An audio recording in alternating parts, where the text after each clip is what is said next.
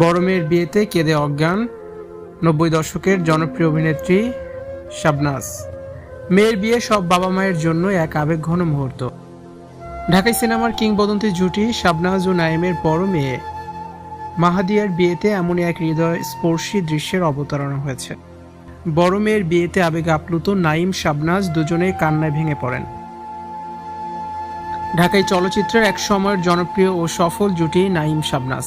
পর্দার প্রেম বাস্তবে রূপ দিয়ে তারা সংসার করেছেন দীর্ঘ 3 দশক ধরে। সম্প্রতি তাদের বড় মেয়ে মাহাদিয়ার জমকালো বিবাহোত্তর সংবর্ধনা অনুষ্ঠিত হয়। আনন্দঘন এই আয়োজনে এক পর্যায়ে আবেগ ধরে রাখতে পারেননি নাইম ও শাবনাজ। মেয়ের বিদায় বেলায় কান্নায় ভেঙে পড়েন দুজনেই। বিয়ের আনুষ্ঠানিকতা শেষে মেয়ে যখন শ্বশুরবাড়ির উদ্দেশ্যে রওনা হচ্ছিলেন, তখন চিরচেনা শক্ত ব্যক্তিত্বের নাইমকে দেখা যায় একদম ভিন্ন রূপে।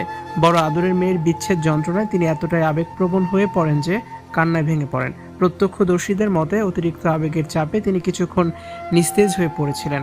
একই অবস্থা ছিল শাবনাজেরও। মেয়ের জামাইকে জড়িয়ে ধরে কাঁদতে থাকেন নাইম, আর মেয়েকে জড়িয়ে ধরে কাঁদেন শাবনাজ, যা উপস্থিত অতিথিদেরও চোখের কোণ ভিজিয়ে দিয়েছে।